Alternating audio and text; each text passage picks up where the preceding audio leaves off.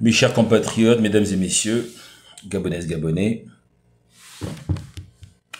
Alors aujourd'hui, je veux vous faire part de ma préoccupation quant au délitement de l'opposition radicale au Gabon. Je fais partie de ceux qui pensent que depuis Pierre Mamboundou, nous n'avons pas eu au Gabon une force politique réellement radicale qui s'appuie sur les syndicats, nombreux dans le pays,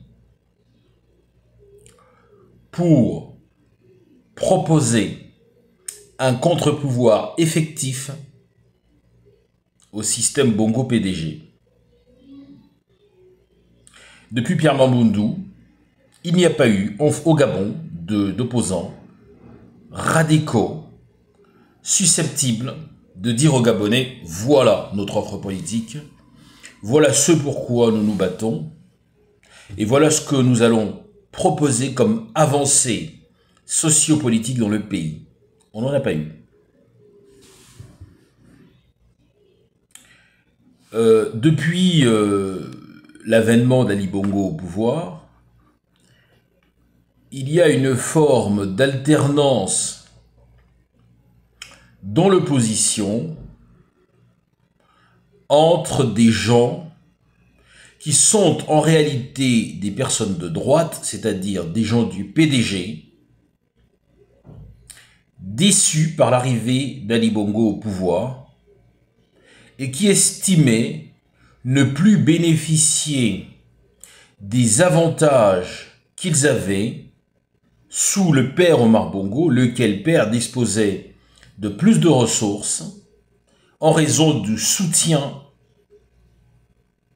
qu'il avait de la part d'un certain nombre d'hommes et de femmes politiques français, prédateurs, ou devrais-je dire co-prédateurs avec lui du Gabon.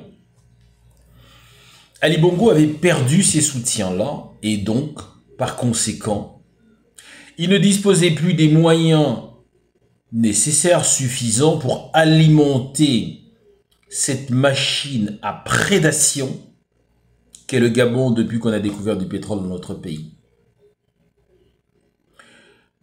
Paulette Missambou, aujourd'hui, on nous dit que Paulette Missambou est devenue une opposante dans ce pays. Mais de qui se moque-t-on? Pardon, sauf votre respect, madame. Vous n'avez jamais été opposante dans ce pays. Vous ne vous êtes jamais battue pour l'augmentation des salaires des Gabonais, par exemple. Vous êtes effectivement une ancienne du PDG. Vous avez quitté le parti parce que vous n'y aviez plus votre place. En tout cas, la place que vous estimiez méritée. Mais vous n'êtes pas une opposante au sens strict du terme. Vous ne proposez pas une alternative au régime en place. Régime dont vous continuez de bénéficier des avantages. Donc vous n'êtes pas une opposante, à mon sens. Même chose pour Jean Ping, qui a lui-même révélé qu'il avait décidé de se présenter contre Ali Bongo parce que ce dernier lui avait refusé des marchés. Il l'a dit publiquement. Voilà la trempe, la qualité d'opposants que nous avons au Gabon, dont on nous fait croire qu'ils sont des opposants. Des gens qui sont en réalité du même camp et qui se déchirent entre eux. Nous ne faisons pas partie de ce camp. Nous faisons partie du peuple dont nous sommes issus.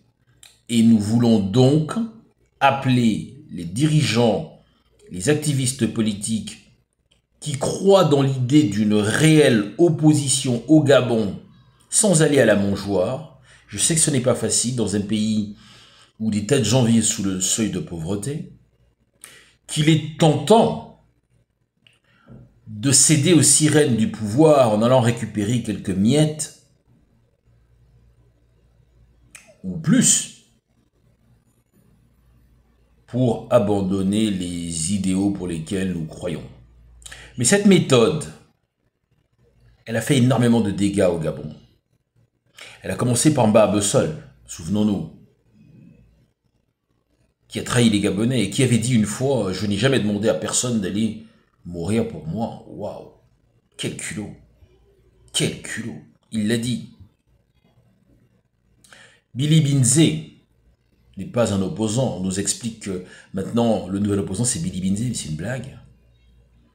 Oui, bien sûr, il a été leader syndicaliste, mais il a bien changé depuis. Il s'est embourgeoisé. Vous savez, quand on s'embourgeoise, c'est très difficile de reprendre le maquis. Eh oui, parce que quand on prend le maquis, il faut dormir dans les ronces. Il faut dormir dans les trous de combat. Il ne faut pas dormir la nuit. C'est pas évident. Hein. Ça demande de l'abnégation. Une véritable conviction chevillée au corps. Et Billy Binze, il n'a plus ça, tout simplement. Parce que, au contact d'Ali Bongo, il a goûté au miel du pouvoir. Par conséquent, il s'est un peu ramolli. C'est pas lui qui défendra le Gabon. En tout cas, pas les Gabonais qui croupissent dans la misère. Cette frange de Gabonais qui croupit dans la misère. Il ne les défendra pas. D'abord parce que, même s'il le voulait, il ne pourrait pas. Puisque structurellement, notre pays est entravé. Nous avons un pays entravé par un système hérité de la colonisation, et ce système porte un nom, il s'appelle le franc CFA. Quand un pays étranger, la France pour ne pas la citer, peut dévaluer votre monnaie comme ça du jour au lendemain, parce que le cours de cette monnaie ne correspond plus à ses propres intérêts nationaux, alors vous n'avez pas de souveraineté. C'est le premier problème auquel il faut s'attaquer dans ce pays. Et ce que je dis là vaut d'ailleurs pour les capitalistes du Gabon également, pour les gens de droite. Vous le voyez vous-même, vous qui êtes des économistes, vous qui êtes des entrepreneurs. Vous ne me contredirez pas si je vous dis que vous avez du mal, notamment lorsque vous faites de l'import-export. Lorsque vous essayez d'importer ou d'exporter des devises, vous voyez bien comment vous êtes bloqué. Mais vous êtes bloqué pourquoi? En partie parce que nous ne maîtrisons pas notre monnaie. Or, j'entends dire qu'on va faire construire par des Chinois ou je ne sais quoi d'autre, des ports en eau profonde pour évacuer les matières premières. Mais c'est pas ça qu'il faut faire. Vous ne pouvez pas passer votre vie à vendre les bijoux de la couronne. Vous ne pouvez pas passer votre vie à vendre les matières premières matin, midi et soir. C'est pas intelligent, ça. Il faut vous battre pour la transformation. Ali Bongo a commencé ce combat. Il n'a pas été facile pour lui. Il faut rendre à César ce qui lui appartient. Même s'il est quand même un peu loin de César, Ali Bongo, mais enfin, c'est une expression, vous avez compris. Mais il a essayé cette transformation. Et d'ailleurs, ça ne lui a pas causé donné que des amis. Il a eu beaucoup d'ennemis. La France s'est détournée de lui. Il n'a pas eu le soutien nécessaire à la réformation du Gabon. Nous avons des ennemis extérieurs qui ne veulent pas que le Gabon réussisse. Ça, c'est important, il faut en tenir compte. Maintenant, s'agissant de l'opposition radicale, moi, j'ai regardé les résultats des dernières élections législatives au Gabon. Alors, qu'est-ce que je vois? Je vois le PDG d'Ali Bongo en tête avec 60... Non, c'est pas ça, je crois que c'est la présidentielle, ça. Ça, c'est la présidentielle. Non, c'est pas la présidentielle. Non, ça, c'est la présidentielle, oui. Alors, législative, pardon. Parti démocratique gabonais, 96 sièges. Les démocrates, 10 sièges. Et le Rassemblement Patrie-Modernité, 7 sièges. Restauration des valeurs républicaines, 7 sièges. Sociodémocrates, 7 sièges. Parti social-démocrate, PSD, 3 sièges. Union nationale, 1 siège. Lorsque vous regardez dans le détail l'ensemble de ces partis et autres acronymes pseudo-démocratiques, ils s'appellent tous des démocrates. Moi, je suis démocrate, Rassemblement pour la patrie, la modernité, tout le monde, ils s'en battent les couilles du pays, ces gens-là. Ils sont là pour le pouvoir, et le pognon pour exister. D'accord? Quand vous regardez, les démocrates, c'est qui? Qui est derrière les démocrates? Guy Nzuba Ndama. D'accord? Qui est Guy Nzuba Ndama? C'est un ancien président de l'Assemblée nationale du Gabon, blindé de thunes, de droite naturellement, donc il prône une politique qui est une politique capitaliste au Gabon, et qui, à part évidemment, comme cela se passe souvent dans notre pays, aider son clan et ses amis et les gens qui sont à peu près autour de lui, il n'a pas fait grand-chose pour l'intérêt général en étant aussi longtemps au pouvoir. Donc exit, on ne peut plus voter pour des gens comme ça. Oh, qui vote encore pour des gens comme ça, à part leurs propres partisans, qui ont un intérêt direct dans l'entreprise de prédation? Mais si vous êtes à 2-3 échelons en arrière, il ne faut pas voter pour ces gens-là, votez pour des gens qui sont de vrais opposants radicaux, en espérant évidemment qu'ils n'aillent pas eux-mêmes à la mangeoire. Mais attention, si les gens vont à la mangeoire, c'est parce que le soutien qu'on leur apporte n'est pas suffisant pour qu'ils prennent le pouvoir. Eh oui, parce que pour changer les choses, le pouvoir, il faut l'avoir de manière effective. Or, ce n'est pas encore le cas aujourd'hui. Il ne faut pas abandonner, il faut se structurer. La constitution qui a été faite voter par Oligui explique que l'opposition au Gabon aura un véritable statut. Cette constitution a été adoptée. Donc c'est le moment d'avoir un vrai statut, de pousser pour être le parti politique d'opposition au Gabon. Parce que vous comprenez bien que tous ces gens-là, ils vont à nouveau se morceler pour émietter les votes des Gabonais, de façon à toujours maintenir cette escarcelle de pouvoir et être des interlocuteurs vis-à-vis de celui qui dispose de la présidence de la République et donc des armes pour se maintenir. D'accord? Mais nous, qui défendons les Gabonais quotidiennement, nous devons nous mobiliser pour prendre cette place. Évidemment de manière républicaine, mais sans concession. Cela passe par une alliance avec les syndicats. Regardez les syndicats, ce sont les seuls qui se battent aujourd'hui pour réellement le bien-être des Gabonais. Parce que les hommes et femmes politiques, non, ils se battent pour eux, pour leur clan. Mais les syndicalistes, ils sont sur le terrain. Donc il faut se rapprocher d'eux, aller voir ce qu'ils font, leur demander leur avis sur telle ou telle question sociale et sociétale. Nous ne renforcerons notre pays que par la redistribution des richesses effectives entre les mains des Gabonais. Je répète une formule que j'ai l'habitude d'employer. Si vous augmentez les salaires, le salaire d'un salarié, il consomme en bas de chez lui. Il ne prend pas cet argent pour aller le planquer en France ou ailleurs, parce qu'il a peur de le perdre puisqu'il sait qu'il est mal acquis. Non, c'est son travail. Il nourrit sa famille avec. Il mange, il boit, il dort. Il pète, il chie. Il meurt à côté de chez lui. Ça fait travailler les pompes funèbres, etc., etc. Désolé pour l'exemple. Enfin, vous avez compris. Commençons la redistribution par les salaires. L'impôt, ça viendra plus tard. D'abord les salaires. Parce que ça, c'est de l'argent direct dans la poche des Gabonais pour une consommation effective dans le pays. Et donc pour ça, je répète qu'il faut se rapprocher des syndicats. Ils connaissent. Jean-Rémy Yama, il sort de prison, ce monsieur-là. On a essayé de le corrompre en le libérant de prison, alors que ce sont les mêmes qui l'y ont mis, faut quand même le rappeler.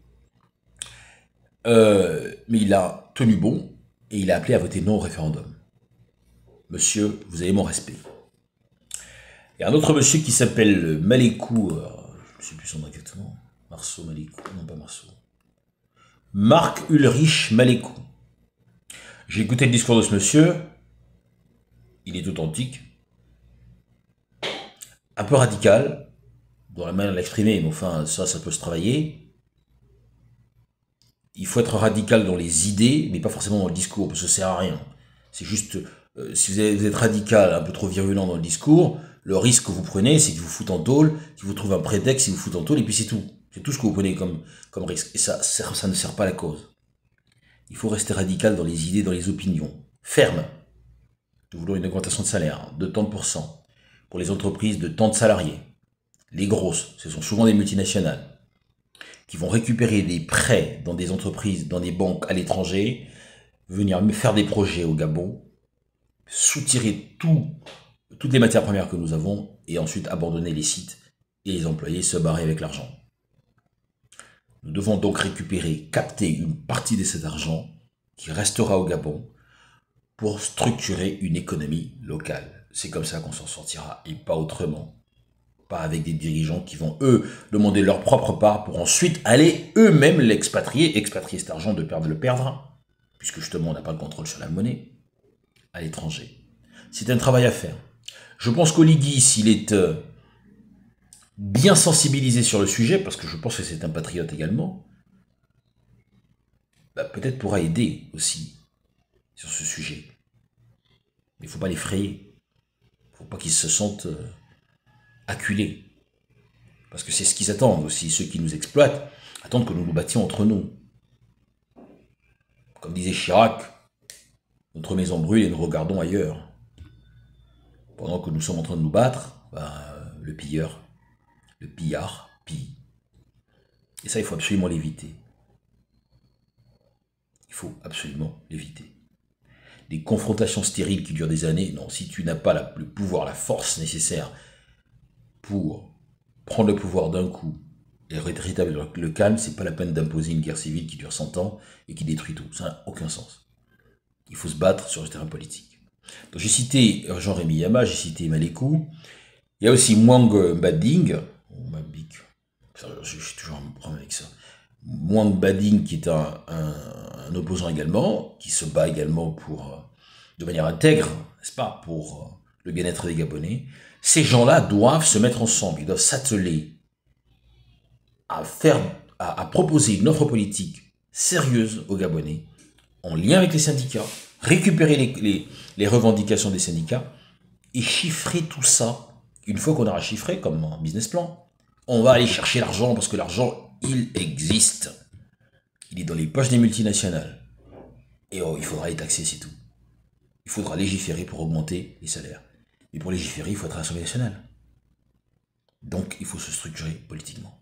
Voilà le message que j'ai à faire passer aujourd'hui.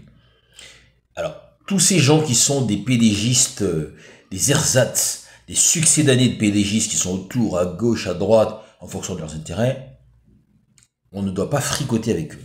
C'est-à-dire que même quand ils proposent des plateformes, des machins pour noyer le poisson, il ne faut pas fricoter avec eux, parce que ces gens-là, ce sont des chevaux de Troie pour torpiller à nouveau le processus d'émancipation des Gabonais. Et parmi ces gens, vous avez le parti, j'ai cité tout à l'heure le parti de Guinzo Bandama, il y a également celui de M. Barraud-Chambrier, Alexandre Barraud-Chambrier, Héritage et modernité. Qui est Barraud-Chambrier?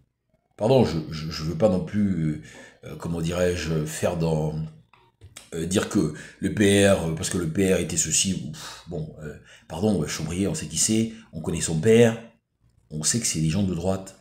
C'est des gens qui ont des business au Gabon, des cliniques, des ceci, de cela. Donc ce ne sont pas des hommes politiques à proprement parler qui défendent l'intérêt général, ils défendent d'abord leurs intérêts personnels. Il y a une espèce de mélange des genres que j'ai toujours dénoncé. C'est d'ailleurs pareil pour Opianga, d'ailleurs, Opianga qui est en cavale aujourd'hui. C'est pareil, ce sont des gens qui vivent d'argent public, essentiellement. S'ils ne vivent pas d'argent public, ils vivent de santé publique, c'est-à-dire du malheur des autres. D'accord? Au lieu d'avoir une clinique Chambrier, on pourrait avoir un hôpital public, par exemple, au point de la technologie. Pourquoi on ne fait pas? Donc il n'y a que des opposants radicaux qui n'ont pas d'intérêt pécuniaire. Je dis pécuniaire, on ne dit pas pécunier. Il y a beaucoup de gens qui disent pécunier, on ne dit pas pécunier. On ne dit pas pécunier comme Sarkozy. Pécuniaire. À défendre. Si vous n'avez pas ça, eh bien vous serez forcément du côté du peuple. Mais si vous êtes à la fois homme politique et grand patron, ben, l'augmentation des salaires, ça va pas vous arranger. Bah oui, parce que plus on augmente les salaires, moins vous avez une marge. Donc c'est pas dans votre intérêt. Donc Chambrier, exit, ok? C'est pas un mec du peuple. Il est pas là pour nous défendre. Pour défendre les mapanards, ok? Alors qu'est-ce qu'il y a d'autre? Restauration des valeurs républicaines. Putain, que des noms pompeux qui servent à rien. Alors, c'est quoi ça? Ok, c'est qui le leader de ce truc? Voyons.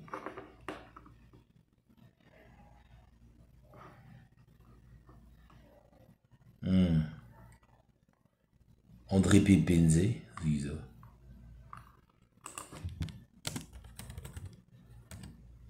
Je vois pas qui c'est. Bon, si vous savez, dites-moi ça dans les commentaires. Je vais finir par trouver.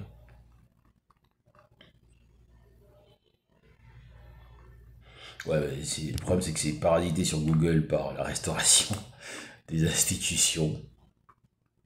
Donc forcément... Bon, alors je vois pas qui c'est le leader. Je vais regarder ici.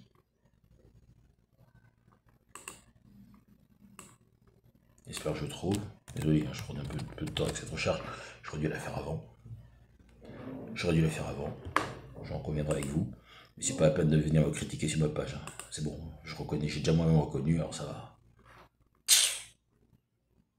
Vous connaissez, vous aimez trop critiquer. Moi aussi je critique, tu verras. Bref, enfin bon, on a compris que c'est les PDGistes, quoi. Voilà. Désolé. Hein. Sociodémocrates, Mahanga Moussavou, tout ça, c'est les mêmes, ok? C'est les mêmes. Ben, la républicaine, putain, c'est quoi ce site de merde? Ils disent même pas c'est quoi le nom du leader politique. C'est mal foutu, putain. Y a rien qui marche au Gabon. Même Wikipédia du Gabon, ça marche pas. Chier. Putain. Oh là là. Ah, j'en ai vu quelques-uns. Et la gars est commis. Voyons, ce qu'il est lui.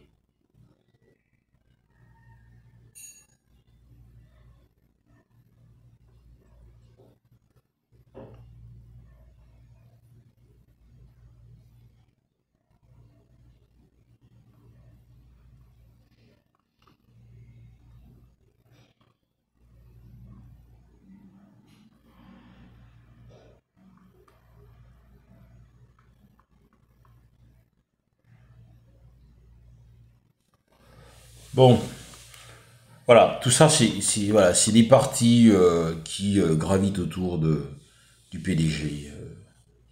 Donc vous avez compris que les trois que je viens de citer, à savoir Rémi Yama, Mwang Mbading et Ulrich Malekou, sont les trois qui peuvent restructurer le pays, en tout cas à gauche ou à l'extrême gauche, la défense des travailleurs et des salariés. Et ces trois personnes doivent travailler ensemble, mettre leurs égos de côté pour l'intérêt général des Gabonais et se rapprocher des syndicats. Voilà le message que j'ai à vous faire passer. Je suis prêt à aider de quelque manière que ce soit. Financièrement, en faisant des tracts, en contribuant à ce que je suis en train de faire, c'est-à-dire des vidéos, etc., pour faire avancer ce pays. Je répète qu'Oligui a également je pense qu'il a cette volonté d'émanciper le Gabon de certaines tutelles étrangères. Mais lui non plus ne peut pas le faire tout seul. Il a besoin aussi d'une certaine force. Mais nous devons lui imposer ce rapport de force sociale, sociétale, de manière à ce qu'il tienne compte. Si vous ne valez rien politiquement, personne ne vous écoutera. Voilà, j'en ai terminé. J'espère que ce message passera, qui sera entendu à la fois par les personnes que je viens de citer et par Monsieur Oligui. N'hésitez pas à me contacter si jamais vous avez besoin de plus amples informations. Mettez dans les commentaires ce que vous pensez de cette proposition, c'est-à-dire de redonner du pouvoir d'achat aux Gabonais par les salaires, essentiellement les salaires, naturellement des prélèvements sociaux, et puis pour l'impôt on verra. On a des grosses multinationales au Gabon qui gagnent beaucoup, beaucoup, beaucoup d'argent. Il faut aller chercher l'argent là-bas. Ils ne peuvent pas fuir. Une entreprise comme Comilog, si vous la taxez, si vous l'obligez à augmenter les salaires, elle ne va pas fuir. Parce qu'elle fait l'essentiel de son fric chez nous. Alors il faut les taxer. Et Oligui, comment peut-il taxer Comilog alors qu'il a son ami Abeke qui est cul et chemise avec Comilog? C'est pas possible. Donc il faudrait leur imposer un rapport de force. J'en ai terminé pour aujourd'hui. Vive le Gabon. Ciao.